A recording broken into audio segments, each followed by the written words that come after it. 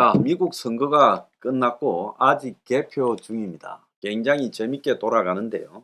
전체적으로는 공화당이 완승하는 분위기였지만은 민주당이 막판에 트럼프가 워낙 설치니까 좀 결집이 되어서 졌습니다. 졌습니다만은 완패했다고는 말하기 그렇고 공화당이 이겼습니다. 이겼는데 완승했다고는 말하기가 그렇다. 그런데 바이든이 자기가 관심을 가진 상원 접전지 등에서 유세도 하고 선정케 했지만은 미국의 유권자 67%가 재선 출마를 반대하는 데미지를 입었고요.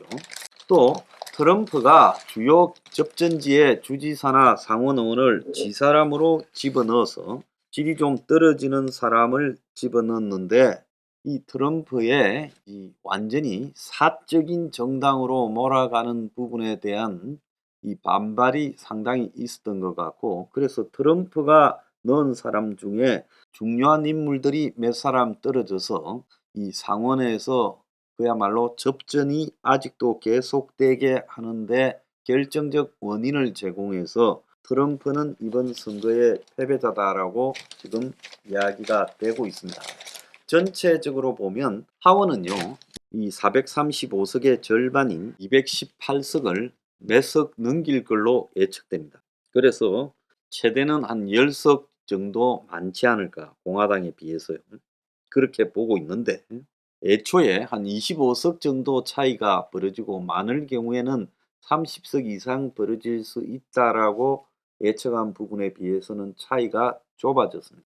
그런데 하나 알아야 될 것은 미국에는요, 한 석이라도 과반수에서 많아서 양당 체제에서 다수당이 되면 모든 권한을 다 갖고 상위위원장도 전부 다 차지하는 위너 테이크스 올입니다. 그래서 미국의 이런 정치 체제를 보자면 공화당이 이긴 거죠. 뭐 신승이고 이런 말이 필요 없고요. 주지사 선거도 어제 제가 저녁에 6시 반에 미국의 언론과 모든 걸 분석해서 주지사 선거 26대 24라 했는데 요렇게 끝나는 것 같습니다. 그리고 어제 그때 제가 이 선거가 뭐 다른 언론들 다 그냥 여지를 두고 볼 때 50대 49로 끝나고 조지아주에서만은 민주당 후보가 근소하게 공화당 후보를 이겼는데, 그런데 이 조지아주의 지금 법에 따르면 50%를 과반수를 넘기지 못한 자는 이겨도 승리로 인정하지 않는다. 런오프, 결성 투표로 간다. 그래서 12월 6일 한 달 뒤에 이 결선 투표로 가는 거예요. 자, 현재 뭐 진행 중인 데가 있죠. 저기 네바다에서 진행 중이고, 그렇지만 50대 49는 거의 확실합니다. 그러면 공화당, 그는 어제 제가 6시 반에 가장 먼저 50대 49에 지금 이 조지아주로 결정된다. 그래서 조지아주는 12월 6일 재선거로 간다고 일찌감치 결론을 내렸죠. 주지사 선거도 26대 24라 했는데 그렇게 결론 나지 않습니까? 그래서 이 조지아주에 제3당인 자유당이 나왔습니다. 미국의 각종 선거 때마다 나와서 한 100만 표쯤 가지고 가는 작지만 당원이 탄탄한 자유당이 있어요. 자유당에서 체이스 올리버라는 후보가 조지아에 나와서 2.1%를 얻었습니다. 현재. 그러면서 이 친구가 어느 누구도 과반수가 되지 못하게 해서 1등을 했던 지금 원옥 후보, 그리고 2등을 한 0.5 차이로 2등을 한 이 워커 후보, 다 워가 들어갑니다. 이 두 사람이 12월 6일 날 다시 선거를 하는 겁니다. 둘 다 흑인 출신입니다. 조지아는요, 지난번에 미국의 2020년 대선을 할 때 상원 의원 2석을 공교롭게 동시에 선거를 해서 원옥하고 워소프가 겨우 막판에 역전승을 했었죠. 그래서 민주당이 상원에서 다수당이 되었던 겁니다. 자, 이미 공화당이 50석이 됐는데 왜 그러면 이 민주당이 조지아를 가져간데도 50대 50이면 비긴 거 아니냐 이러는데, 그럴 때는 부통령이 상원 의장이잖아요. 그래서 해리스 부통령이 캐스팅 보트를 지기 때문에 항상 51석이 되어야 야당은 다수당이 되는 겁니다. 야당이 불리한 거죠. 그래서 만약에 12월 6일 재선거에서 워커 후보, 공화당 후보가 이기면 그때는 상하원 다 공화당이 지배하고 주지사도 숫자가 더 많게 되는 겁니다. 그래서 미국의 중간 선거는 일단 12월 6일로 연장됐다라고 봐야 되죠. 원래 조지아는 그 애틀란타가 있는 미국 남부의 상징적인 지역 아닙니까? 그런데 이 조지아가 원래 공화당 텃밭이었는데 2020년에 지금 이상하게 작용해서 바이든이 대선에서도 조금 이기고 근소하게, 또 심지어 이 상원 두 개도 가져가는 그런 일이 벌어졌어요. 근소하게 막판에 가져갔습니다. 그래서 이 조지아가 이렇게 된 부분에는 트럼프에 대한 흑인들의 반감이 강하다. 지금 조지아에 이 공화당 민주당 후보 두 사람 다 지금 흑인인 거 보면 이 답이 나오잖아요. 조지아 경선에 다시 들어가면 어떻게 될까? 자, 원래 트럼프가 허셜 워커라는 미식 축구 유명한 이 풋볼 선수이자 이후 사업가로 돌변했던 사람을 후보로 띄웠어요.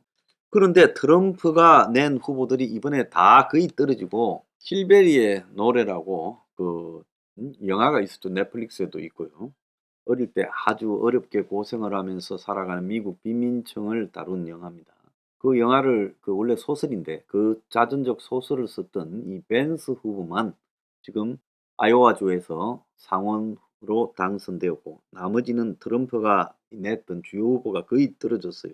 그래서 이 후보 선택이 조지아에서 공화당이 트럼프 고집 때문에 잘못됐는데, 원래 10월 중순까지는 원옥 후보가 워커보다 많이 앞섰어요. 3, 4% 앞섰습니다. 워커 후보가 하도 사고뭉치라서 그 원옥 후보, 민주당 후보가 당선될 거라고 봤는데요. 근데 이 워커가 고생을 한 것은 낙태 전면 금지를 포함한 강령을 내걸고 선거 운동을 했죠. 공화당은 낙태 반대하잖아요. 그런데 본인이 여러 여성들을 임신 중절을 하도록 장려하고 비용을 지불했다는 의혹에 시달리고 있어요. 자, 본인의 과거가 복잡한 거죠. 그러니까 한마디로 질이 좀 안 좋은 친구였다. 그러다 보니까 원옥이 지금 워커 공화당 후보를 많이 앞서는 걸로 나왔어요. 그래서 이 워커가 고전을 계속하고 있었는데 막판에 워커로 이렇게 이제 단결이 표가 모이는 현상이 보였고, 그래서 주요 그 공화당 내부의 유력 인사들, 이런 사람들이 지금 이 조지아주에 가서 워커 지원 유세도 하고 했어요. 그래서 그 지금 현재 막판에 보면 이 워커하고 원옥하고의 차이가 근소해져서 결선 투표가 거의 확정되었는데, 자, 그러면 이제 올리버 후보 자유당 제3당 후보는 빠지고 민주당의 원옥, 공화당의 워커 후보만 둘이 12월 6일 결선 투표를 하면 이제 이기는 사람이 50%를 넘겠죠.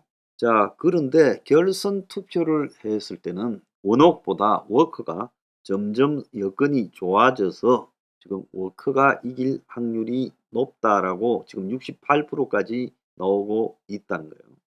자, 양당이 서로가 지금 사람들을 다 동원해서 바이든부터 뭐 트럼프까지 전부 이제 가서 유세를 하겠지요.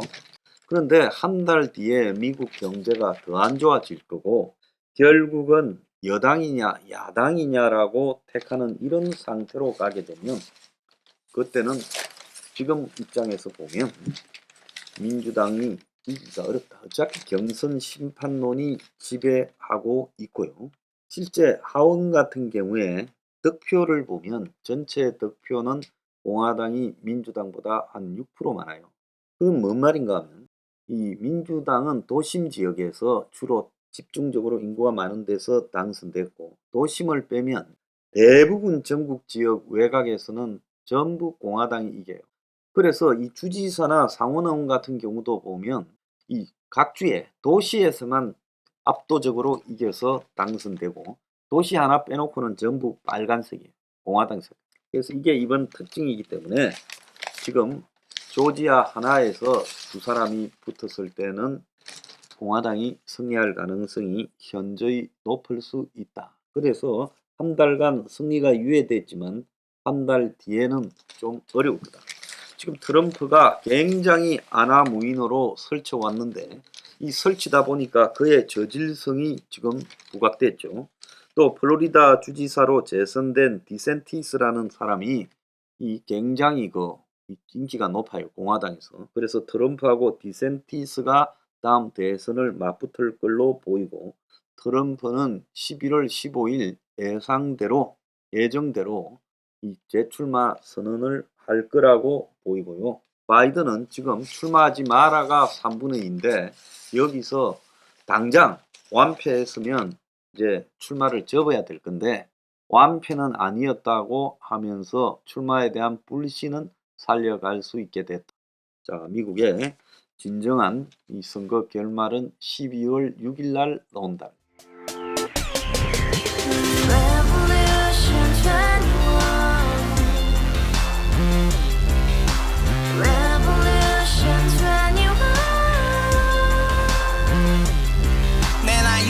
월세 30 코인빚만 300 서울에 온지 벌써 10년 아둥바둥 버텼지만 여전히 난 반지 하에 제왕 곰팡이 연문제약 내비랭 깡통망통 완전히 폭망 고시원 창문만큼 작아진 내 꿈 연애 결혼 내 집 모든 게 헛꿈 1년 전 떠난 여친 울며 말했지 같이 써봤자 평생 가본 게 꼭꼭꼬라지 가바후스 700 나도 소유주 가바후스 700 나의 소주 택시기사 우라부지 마트 캐셔 울어무니 우리 집안 다 털어봤자 후줄 그래 개선민 내미래 거기서 팍 끝난 거지 팍더 이상 노력 따윈 괴물이 스펙 찾아서 말리 비오는 날 알바 잘려 맨날 학원 날 개쳐발려 밤비 내리는 양화대교 홀로 걷고 있을 때 현수막에 아로 새겨진 평당 700짜리 아파트 다같이 소리 질러 혁명 21 가바후스 700 나도 소유주 가바후스 700 나의 소주 You and I, we live together in the house, brand new day, and your dream had just begun. Yeah